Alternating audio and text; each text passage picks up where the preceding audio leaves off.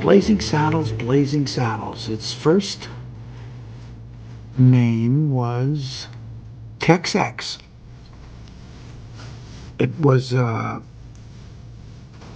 little kind of précis or story outline written by Andrew Bergman.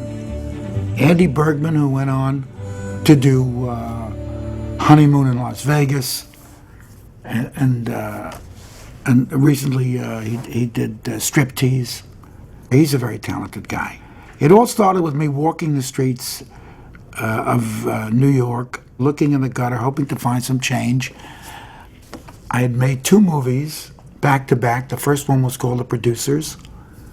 It got a lousy review in the New York Times. Renata Adler really took me to task for making such a what she called such a stupid collegiate black comedy or something. I don't know. The movie didn't make any money, but it ran a long time. It didn't make any money because it ran in art houses in a few theaters in a few cities, maybe Chicago and New York, and I don't think it ever got below the Mason-Dixon line. I don't think anybody in Texas has ever heard of The Producers. After The Producers, I went to Yugoslavia and I made a movie called The 12 Chairs, based on a book by Ilfin Petrov, two wonderfully talented Russian writers who were having fun with this new experiment called communism back then in 1921 or so, or 23. I had written a screenplay called Marriage is a Dirty Rotten Fraud. I couldn't get it off the ground. I was out of work. I was looking for my next project.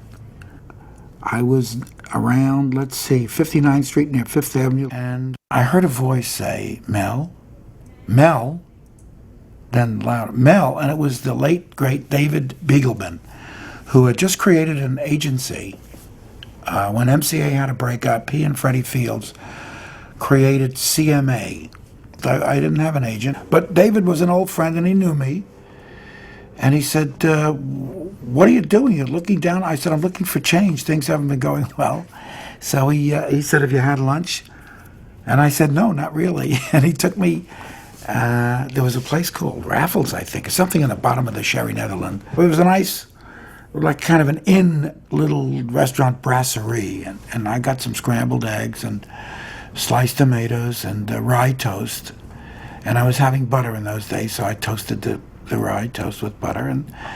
And he said, Richard Zanuck and David Brown have a company, and they've got a property, an outline, kind of a rough screenplay version of a Western called Tex X. And they sent it to me, and they don't know what to do with it. And the minute I read it, I said, this is kind of a Mel Brooksian insanity. And I'd love for you to come back to the office with me and read it. It's only about 30, 40 pages. It won't take a long time. So I went back with him. I read it, and I said, I don't do things that I don't write, but this is very funny. He said, so write it. I said, well, it's already written. He said, no, this is just a skeletal outline. It's a profile of what it can be. You got to, it needs bones and flesh and all kinds of. So I said, let me take it home. I took it home. I let my new wife, Anne Bancroft, read it. She loved the idea. And I said, Tex X, that's a cute title. I like that title, Tex X. Malcolm X, Tex X, black guy. Okay. I read it. I liked it. And I said to Beagleman, I said, David, I want to work with the original writer because I like writers. I'm a writer myself. I want to work with this guy, Andy Bergman, and I want to meet with him right away and to see whether this... and I said, I kind of think that this should be done like we did the Show of Shows 5, 6 years ago, 10 years ago, whatever, where just a gang of us got together and we just, whoever had an idea, we'd all run with it and help it, pep it up. So I met with Bergman and I told Bergman, how'd you like to work this thing with me? And then we hire some other writers. I have some in mind. And we all sit in a room and we write the screenplay together. He said, gee, that would be wonderful. He thought The Producers was great. He was honored. This was his first screenplay. And he said usually when somebody buys something from the screenwriter, they just toss it away, you know. He's gone, you know, and they just use some of the bare bones, and that's the end of the screenwriter. I said, no, we'll do, you know, I want you all the way on this. So we talked about, we needed a good black writer, a guy that allowed us to do black comedy, you know, literally black comedy.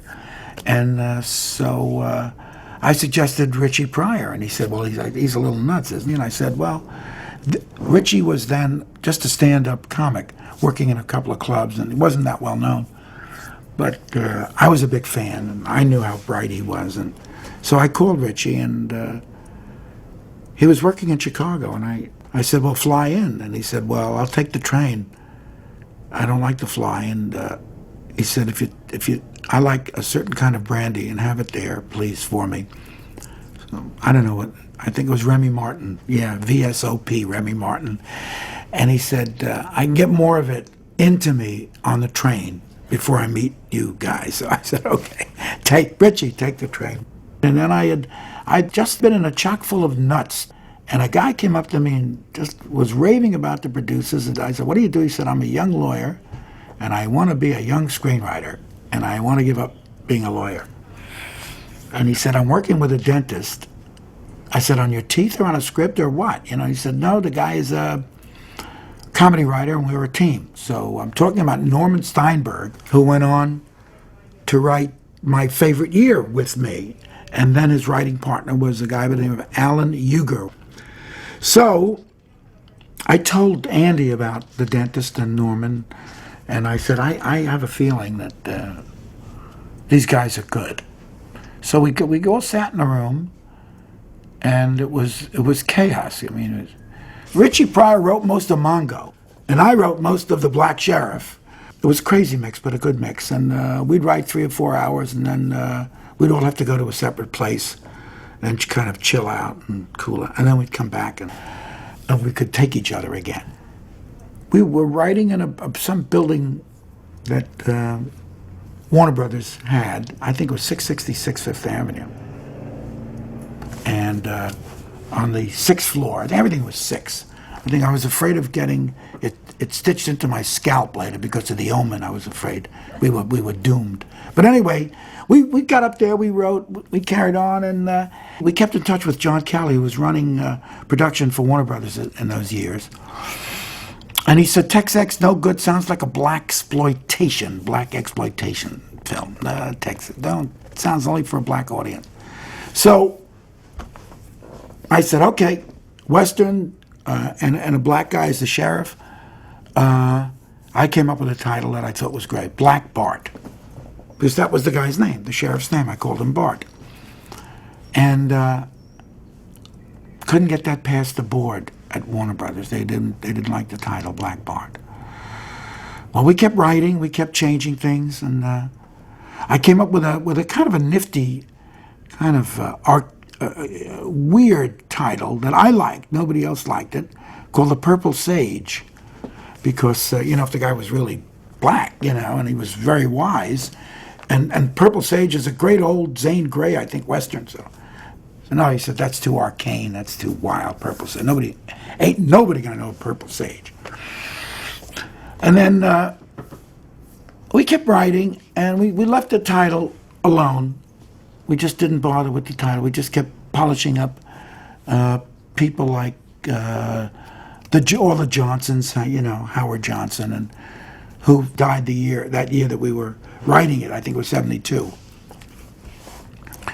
And my son was born, Maximilian Brooks. Max Brooks was born in 72, and that's one of the reasons I took the job. I needed some money.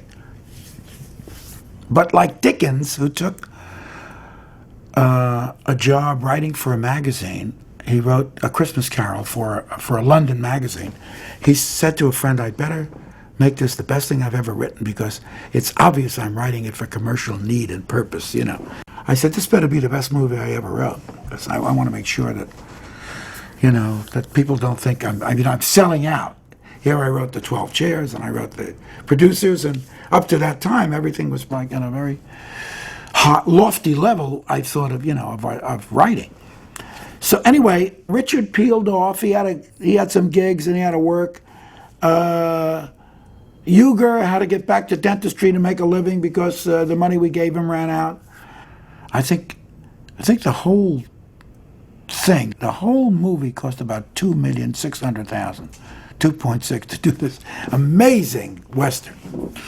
Nobody got any money. There were no stars. There was no above the line. We got hardly anything to write it, and I got hardly anything to direct it. I think I got $50,000 all in for writing, for directing, and for sweeping up. It was okay. I was doing what I wanted to do. So anyway, Steinberg held in there, Bergman held in there, and Brooks held in there, and so we'd finish working at my apartment, and then we would walk. I lived in the village. We'd walk all the way from the village to Chinatown, and at midnight we'd have beef and broccoli with pan-fried noodles. We loved that, and we'd have that and a Pepsi at 12. And on the way there and on the way back, I had a little notepad, and every time we'd say something about Black Bart or or Mongo or something, I'd make a little note. We'd work hard, and then we'd walk these hot summer nights. I remember Max was born in May, and we had to write in June and July to finish it. We had to deliver it by the end of July in '72. I got out here, and there was a problem. I had to get my wife and baby out here, so I did. I saw a house on Rising Glen, which is off Sunset Boulevard, which is in kind of West Hollywood. And instead of renting, I bought it, because in those days you could put a little bit down, and I figured my per diem. So between my per diem, living out here, a couple of $100 a day, whatever it was, or $100 a day, and so I ate beans like they did in Blazing Saddles, and I just kept paying this house off, and we had a place to live on Rising Glen. It's still there. And there was a nice German Shepherd that lived next door that was owned by Janice Page, a great singer and good little actress. And the dog's name was Jenny. And to this day, my son, who's going to be 25, says, I wonder whatever happened to Jenny, So those were good days. And I went to Warner Brothers every day, and I rented a green a Buick, and that little green Buick used to take me there every day. And I got Steinberg and Bergman, Andy Bergman, to come out, and we did a little extra work, polished it up. And we had things that were really scary, like the farting scene. Could we do that? I mean, talk about politically. We didn't even know the word politically correct or incorrect. There was no such word. But we knew that a lot of farts have never been done in a movie. I'll never forget, I went up to John Calley's office and I said, John, you've said nothing about this, but we're a little worried about this farting scene, about the audience turning them off and, and really making the movie just a weird little movie instead of a people's movie. He said, I'll never forget what he said. He said, Mel, if you're going to go up to the bell, ring it. I said, okay, John. I said, there's 3 or 4 other things, like knocking a horse out and, and Lily von Stupp alone with this black sheriff, It's true, it's true, it's true, So anyway, so the next, okay, we said, that's the script. We're going to literally make the script. And it was a raw, crazy, anarchic, insane script. But we all loved it. We're gonna do it. And I had John Calley's blessing to go all the way, and so I went all the way. Okay, casting. I wanted Richie Pryor to play the Black Sheriff. So John wasn't against it, but other people who were running Warner's at the time thought that wasn't such a good idea, because he was like a known sniffer. But he was the most God-blessed with talent guy I ever saw in my life.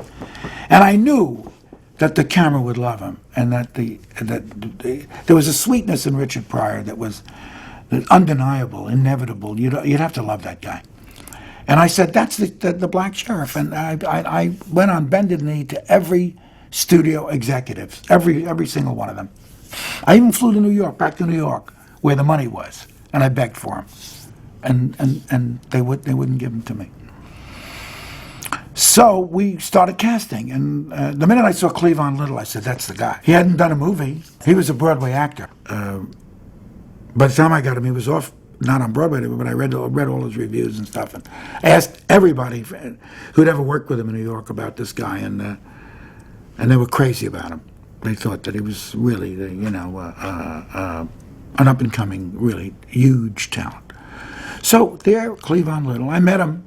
I loved him. I kissed him right away. I said, this is a good guy. This guy's going to be good. He gets it.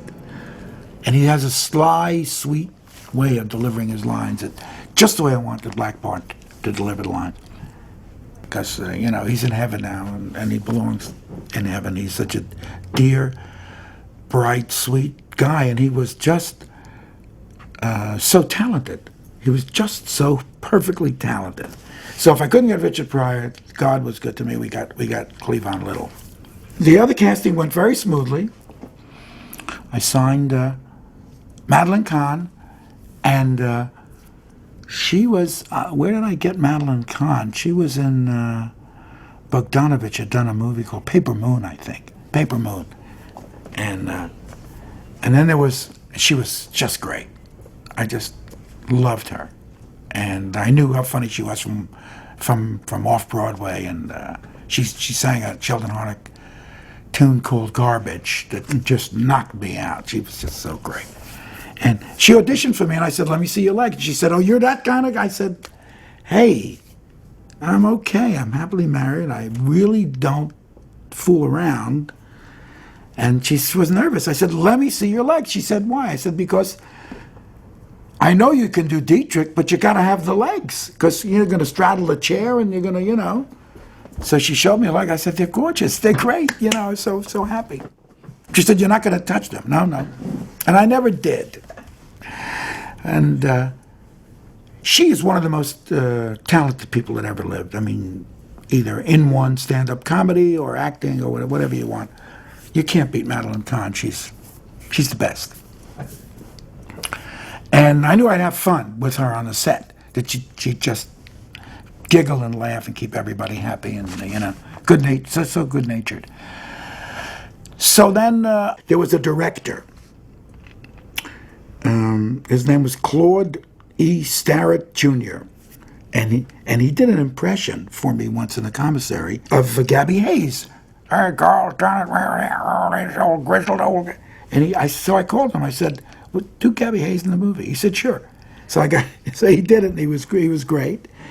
And I got John Hillerman to be one of the Johnsons. He was Howard Johnson. And he later became famous with Magnum P.I. on that show. He was the sidekick. Slim Pickens. After I'd seen Slim Pickens in Stanley Kubrick's Dr. Strangelove, riding on that bomb down to earth. This guy is thrilling. He's thrilling. So what a cast. David Huddleston was Olsen Johnson, and I got Liam Dunn from, he was a judge in a movie, a Warner Brothers movie. He's dead now, Liam Dunn. He had emphysema. But we were doing a movie called Silent Movie. He was a newspaper guy. He had a newspaper stand, and we kept hitting him with the newspapers, He never caught the bundles. We just smashed them down to the ground. Fake newspapers. He never got hurt. But after every scene, we'd say, do you want water? Do you want some orange juice? Or do you want a cigarette? He'd say cigarette, And so he'd have a few puffs of cigarette. He'd have a few puffs of oxygen. It was weird. It was just, the guy was weird. And then we got this football player, Alex Karras, who was very good. He auditioned for Mongo, and I said, you got it. He was amazing. He just got it. He was so great. And then George Firth, who was a playwright, played Van Johnson, and he said, can I wear red socks? And I said, why? He said, because, don't you know Van Johnson always wears red socks? I said, okay, wear red socks. Dom DeLuise was... played Buddy Bizarre, and his wife, Carol Arthur, played Harriet Johnson. the school mom who punches a lot of people, you know, bad guys. Now I had to get the Waco Kid, the second most important character. So where was I going to get the Waco Kid? So when I was writing it in New York, I was very close to Gene Wilder. And Gene, I kept letting him read it. I said, you're too young. You can't play the Waco Kid. I need an old alkie, a guy with lines in his face, you know, an old man. So Gene said, I could do it. I could do it. I'll tell you, I could do it. I love this guy. I could do it. I said, no, you can't do it. So he wouldn't back down. Anyway, I said, we'll work again on something else, Gene, but Blazing Saddles is not, and we did. Right after Blazing Saddles, we worked on Young Frankenstein, which was a miracle. But he never got mad at me, and we were really good friends. Such good friends, he named his company Pal Mel Productions. Anyway, Dan Daly was my choice. Strange choice, but I thought leather-faced, big heart. I knew, I heard from people he was the best writer in the world, of any actor except the cowboy actors, except the, you know, the Slim Pickens, who was in the movie, those kind of guys, and Ben Johnson. Ben Johnson, Slim Pickens were the best writers in the world. But for civilian, you know, Dan Daly was a song and dance man and a great actor. He was the best horse rider. He could do anything with a horse. He raised horses. He loved horses. And I got him in Hawaii, and I said, come on, come and... He said he read it, and he said, I love it. I love it. He said, it's so crazy and so touching, and I love it. He said, let me think. Then he called me back, and he said, I'm blind. I can't see. Be dangerous. I'm wearing Coke bottles for glasses. And he died about a year later. I mean, he never, you know, he said, I can't do it. He said, but I love it. I asked John Wayne at the commissary. I gave it to him, and he read it. He saw me the next day. He said, I'll meet you here 12 noon.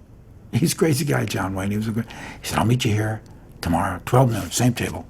I'll read this overnight. And he read it, and he said, I can't do this. This is too dirty. I'm John Wayne. He said, I can't do this. He said, but man, he said, I was up all night screaming, laughing. He said, I'm going to be the first one online to see this movie. I'm going to get you a big audience. He said, but I can't do it. So I kissed him and said, thanks. And then I thought, and I had seen a movie called They Shoot Horses, Don't They? And I saw Gig Young, and I said, he is an alkie. Great. I got an old alkie. You know, I got the guy. So I assigned Gig Young to play the Waco Kid. Let's see. Then we started to shoot the movie on a Friday. Oh, by the way, I came out of a shower the kind of the day before we were going to shoot on Thursday morning, and I said to my wife, I got it, Blazing Saddles. She says, it doesn't make any sense. She says, it's senseless. Blazing Saddles. I said, no, it's senseless, but it says Western and it says crazy. It also has a little heat in the saddle, you know. Saddle could mean your saddle, its saddle, you know. Blazing Saddle. So blazing, I said, it's a good word. So she said, okay, try it on. I called Callie. He said, I love it. I called Bergman. I called everybody, all the writers, they loved it. So I said, that's it, Blazing Saddle. Anyway, we started shooting. Gig Young, in a jail cell, meets Cleavon Little for the first time, because he's brought in drunk and he doesn't know where he is. And then he wakes up upside down, and the first thing he says he says, are we awake? Says Cleavon Little, and he says, are we black? You know, he's not sure. And they have this upside down, so we draped Gig Young's legs over the bed and hung him upside down.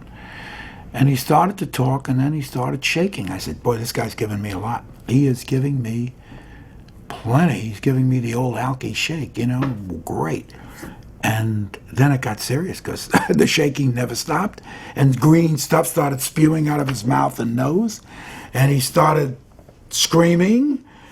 And I said, that's the last time I'll ever really cast anybody who is that person. You know, if you want an alcoholic, don't cast an alcoholic. You know, cast somebody who can play, and maybe an actor who can play an alcoholic. Anyway, poor Gig Young. There it was, first shot on Friday, 8 in the morning, 9 in the morning, ambulance came, took him away. No movie, no Blazing Saddles. I stopped production Friday at noon. I said, we're in for a day. Whatever a day costs, 30,000, 20,000, that's the day. Go home. Everybody go home, we have to think. I called Gene Wilder in New York. I told him what happened. So he said, green? Why was it green? I said, I don't know, it was green, you know. And he said, what time is it there? He says, it's 3 o'clock. I said, it's noon. He said, okay, I'll be out tomorrow morning. He looked at he called somebody there. He says, there's a night flight. He said, I'll be out tomorrow morning. He says, we'll go over the costumes tomorrow. He says, I got the script. I kept sending him the script because he's my pal. I kept sending him updated versions of the script. So he said, I'll read, Jim. I'll have it on the plane. I'll have it. He said, what is it? Scene so-and-so in the jail? I'll have it. Okay. So I said, do you want to rehearse? He said, no. We'll do it. You just set it up for Monday morning. And I did. He came out. Saturday, there he was. We got him outfitted. We worked on his hair and, you know, all Western, long. And we got him a horse.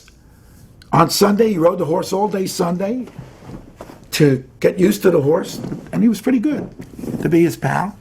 Monday morning, 8 o'clock, he was hung up upside down. We only lost a half a day, you know, because I'd covered with Cleavon the other half of that day. Everything on Cleavon, close-ups, his entrance. You know, I just couldn't use the guy hanging upside down because it was the wrong guy. So I put Gene in, and there we were. We were never even a half a day behind. Gene just hooked his boots, hung down, and said, are we black? And then he went on, and he saved my life. Because he's not only a genius actor, but he's a good friend. And he never said, I told you so, or, you know. And then when he came with a 4-page outline that he had written for Young Frankenstein, I just said, of course, whatever, let's do it. We sat down.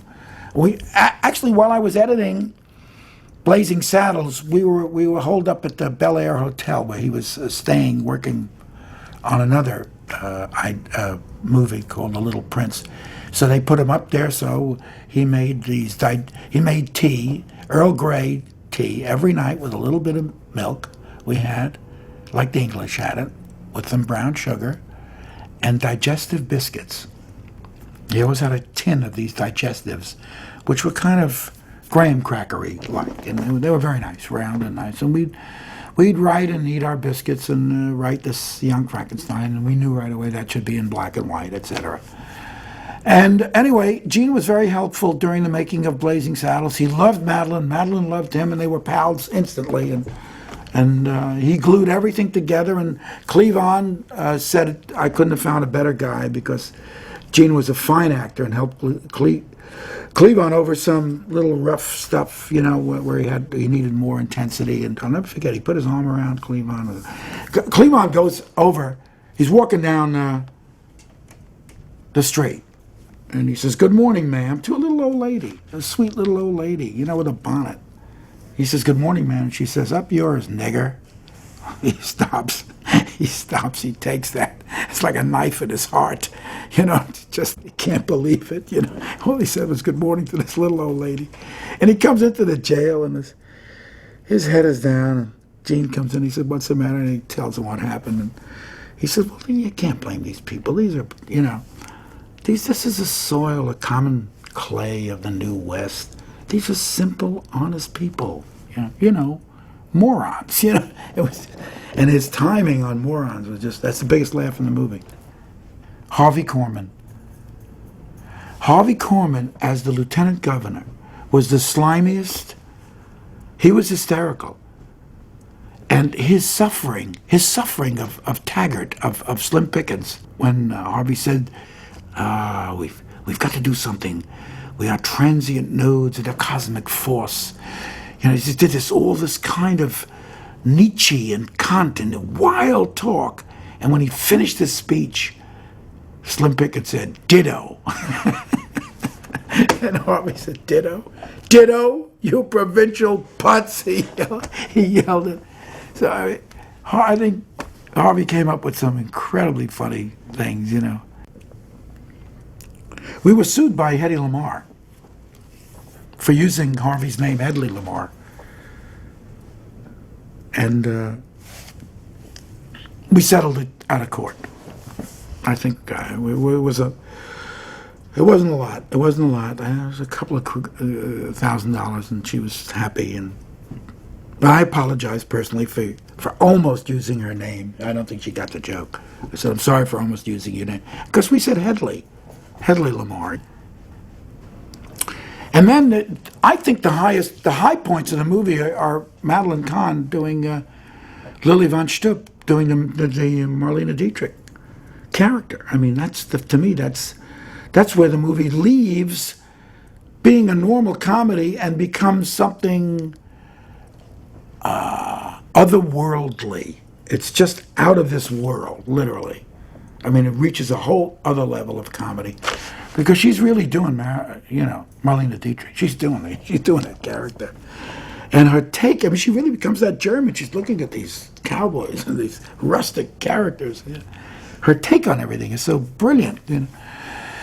So anyway, I just really loved working with this cast. I loved it. I loved directing that movie because it was such a crazy movie. I could do anything I wanted.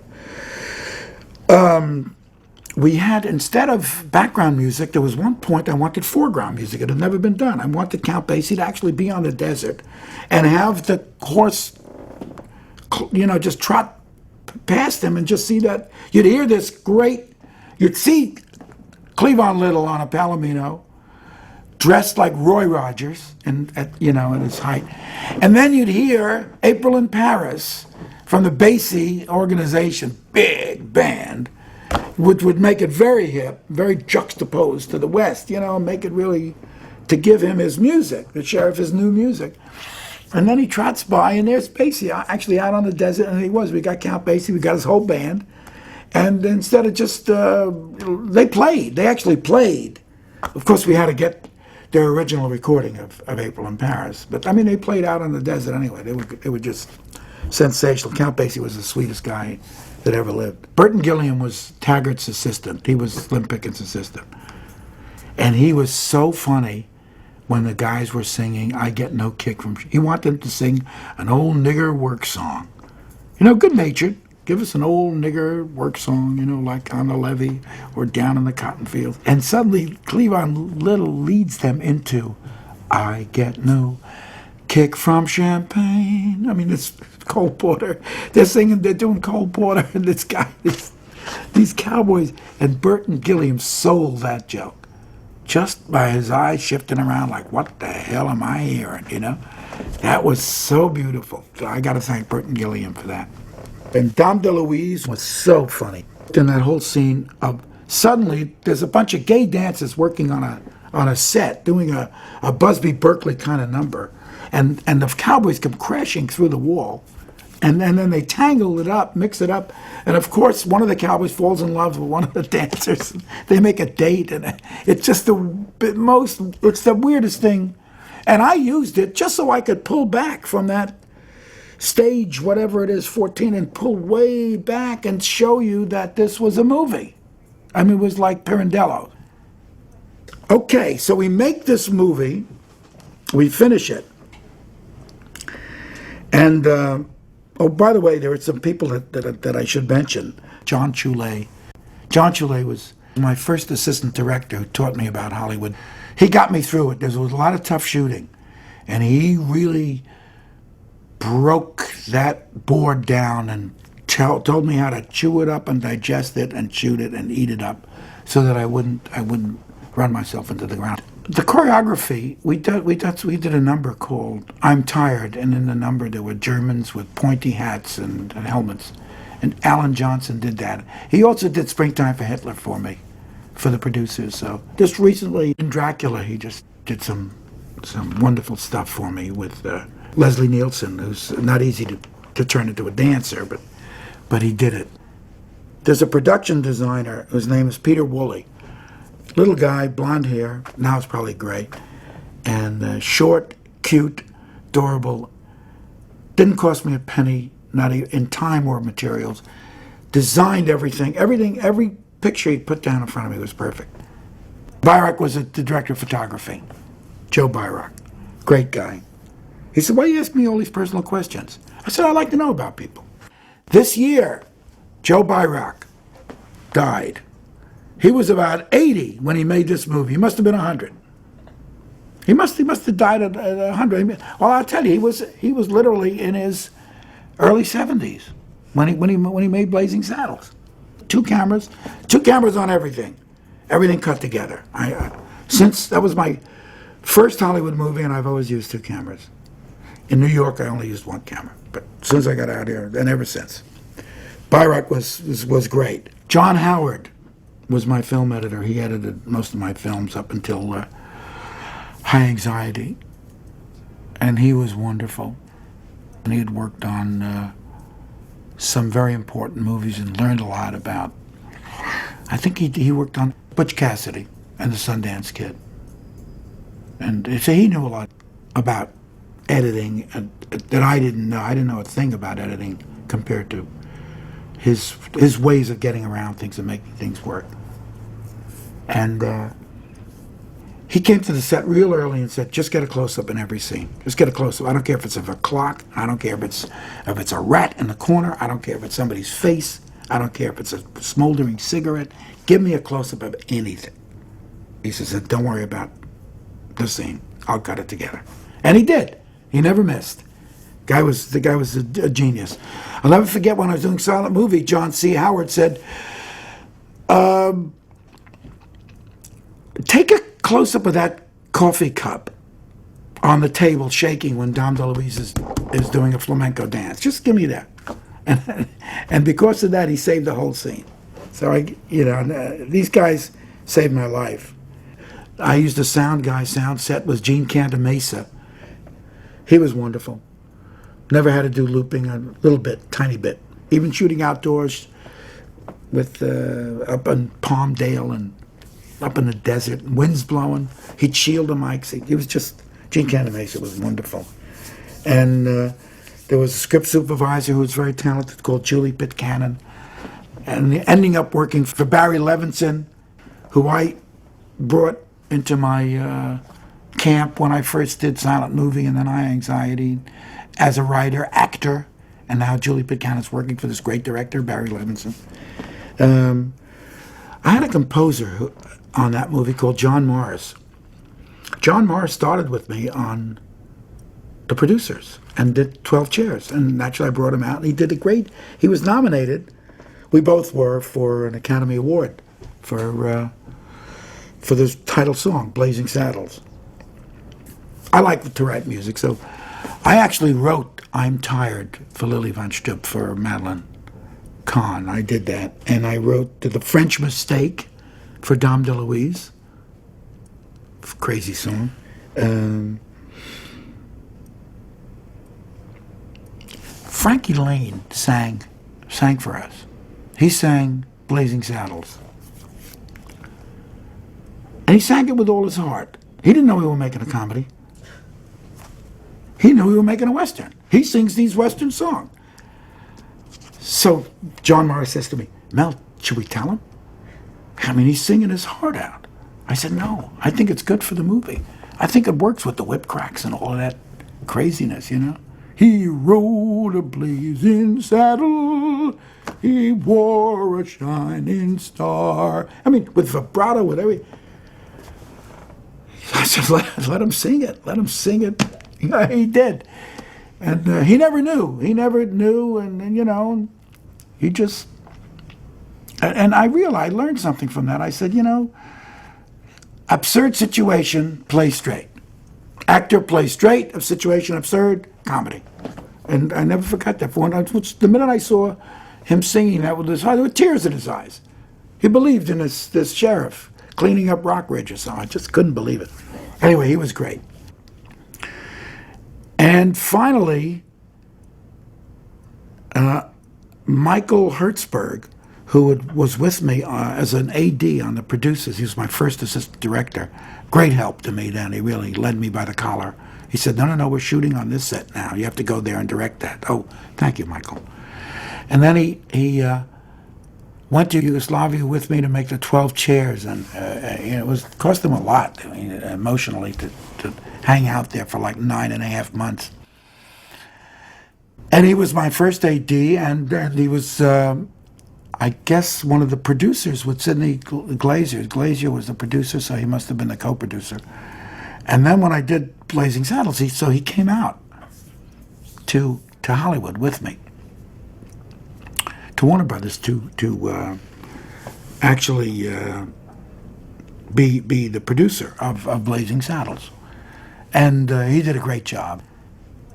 Okay, that was production, post-production.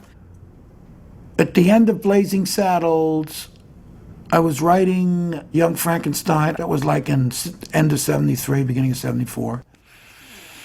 It was too much. I was starting to switch to minty cigarettes, like Cools and stuff, because my smoking too much. I said, what am I doing? This is crazy. I'll die in the middle of Young Frankenstein from smoking. And I quit. And John quit. He quit on the same weekend I quit. I didn't know it, and he didn't know it. We were both smoking too much. From that day, I haven't had a cigarette since. It's amazing. I may have had a puff or two, but not seriously. It's been whatever, 25 years. And then I met Marty Feldman on Young Frankenstein, and Marty Feldman smoked a carton a day, easily. 10 packs, it didn't mean anything to him. He had a little cigarette lighter hanging around his neck, and he just chain smoked. To get halfway down, he'd light a new one. All day. He needed a carton a day. We finished Blazing Saddles. I do a kind of rough / fine cut. I show it in a screening room to 12 executives. Everything was in 12, strange 12. 12 is like the 12 apostles, like Jesus. Everything was 12. These 12 guys see it. Pretty crazy picture. They couldn't help laugh at a couple of scenes, the farting scenes, etc., And picture comes to an end. Glorious end. What a brilliant idea. I put the two cowboys in a caddy limo, and they drive off into the sunset with the chauffeur. That's pretty good stuff. Nothing. Quiet. Sitting there, lights come up, quiet. 12 executives. Sitting there with Mike Hertzberg, my producer, just us. And there's Callie, who's for the picture, but the big money is there. And it's pretty rough. For about 10 minutes, it's silent. Nobody talks. I was sitting there 10 minutes. Clearing throats. I think it was Leo Greenfield. He said, Leo Greenfield, I think, was the guy who said, we can play New York, Chicago, and L.A. If we want to open it, we can open it in those three. They'll get it. He said, just the words Luzum Gain when Mel is the Indian chief, just that will stop this movie from going beyond these three cities. He said, it's very, very narrow. Very funny. He said, a couple of things are funny. And I don't know. I don't really know whether we should open this. And then it was like, well, they went back and forth. So Kelly said, no, this is a lot of good stuff here. Why don't we sleep on this before we come to a decision? Let's sleep on this and talk again tomorrow. And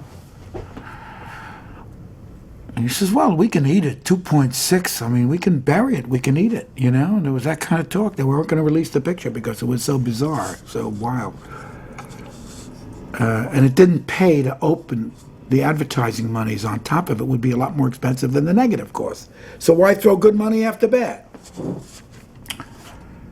So I didn't know what to do. Hertzberg said, look, why don't we go to room 12 tonight? 200 seats, 12, all these 12s working for us. And ask the secretaries, so that was 11 in the morning. So we got out Mimeo things to every office, everybody's office at Warner Brothers, everybody's office. And then we called all our friends. I called Dom DeLuise. I said, get it out to your friends. And we packed it. Instead of 200 people, there were 300 people. People were sitting in the aisles. People were crowded in the back, and we played the picture. Right from the Frankie Lane singing, the titles with the Warner Brothers burning away, with the arrows, with the whip cracks, with the dock that chink a day's pay for napping on a job. It was thunder. I mean, you never heard laughs like that in your life. And that little tiny shoebox of a theater, it was screams, yelling. People were running up and down. People were banging each other, smacking each other with laughter, rolling in the aisles. It was incredible. Well, the word got out to the big shots. The next day I got a call. I was in my shower. It was about 8 o'clock in the morning, and I got a call from Cali. He said, what did you do last night? Why did you invite me? Why did you tell me? Here, everybody, the lot's jumping. Everybody's jumping up and down. Ashley just called me. What's going on, I said, well, we showed it. We want to see ourselves, I said, we had the first screening of Blazing Saddles for you 12 guys, and I got like 3 laughs. I said, this is ridiculous. I said, I can't, I couldn't believe it. So I had to get a regular crowd. Didn't have anything to lose. He said, well, everybody is talking about it. So he said, I'm going to do a pretty good general release. He says, I'm just going to put my job on the line and go out with it and spend maybe $1 million immediately to get it out there. And so we talked about the poster. The poster was a brilliant poster. Blazing Saddles, never give a saga an even break. That was a wonderful. I think Joe Hyams came up with that at Warner Brothers, and we bought it immediately. Never give a saga an even break. Of course, you had to know that W.C. Fields had used it in a movie, and that it was created by, I think, by the great P.T. Barnum, who talked about his circus and said, never give a sucker an even break, So the poster was designed by Anthony Goldschmidt, and it was a very immediate success. Now the T-shirts, I have a few left, are very valuable. I think we actually opened on Wilshire Boulevard. I think we had a screening at the AFCO, and there was a stunt, and they brought horses down Wilshire Boulevard, cowboys on horses. It was a great, crazy screening. So we have the screening, and Ted Ashley, who was running Warner Brothers, then corners me and says, okay, Mel, great picture, but you got to do the following. He doesn't know my contract. He doesn't know that I have final cut in my contract. So he says, representing the studio, not only he runs the studio, he says, here's what we have to do. You got to take out the word nigger. You got to take out I said, okay, I got a pad. Nigger, out. The bean scene, farting, out. I said, it is out. He said, you've got to take out punching the horse. We can't get away with it. Okay, punching the horse is out. The scene with the Lily von Stupp and the black sheriff, you're sucking my arm or something. He says, you got to take that out. He gave me, I said, great. He said, otherwise, he says, otherwise we can't release it. And I said, okay, but they're all out. He left. I crumpled up my paper that I'd taken all the notes, threw them in the waste paper. I never heard another word from him. We opened. It was a success. But can you imagine? What if I had not had final cut? They could have insisted. They could have wrecked it like they did on television. I can't watch Blazing Saddles on television.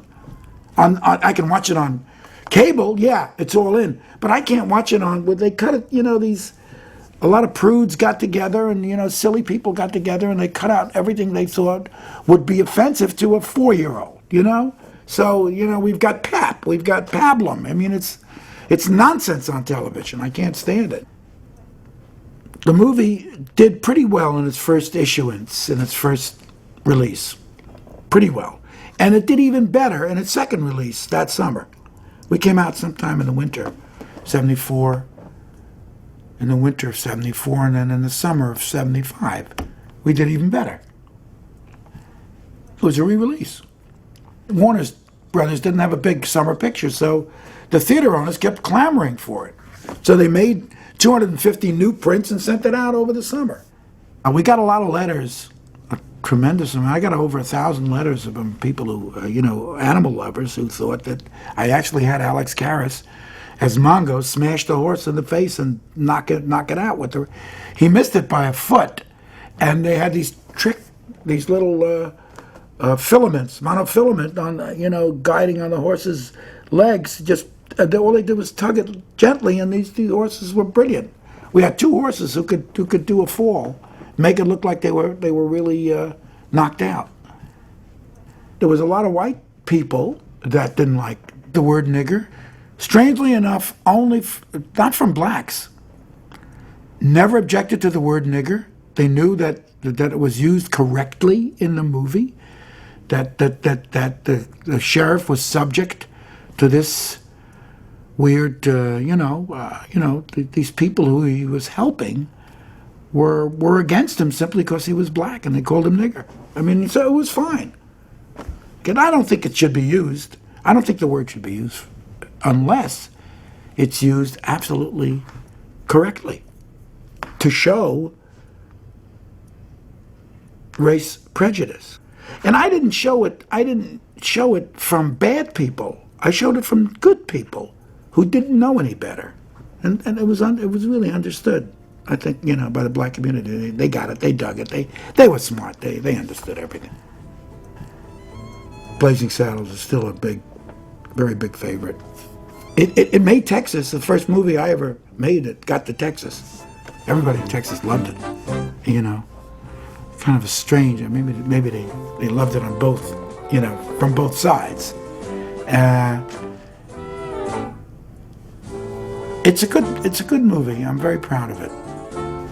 It just never stopped. To this day, it hasn't stopped. It just keeps getting sold and rented, etc. It's still paying for my beans in video.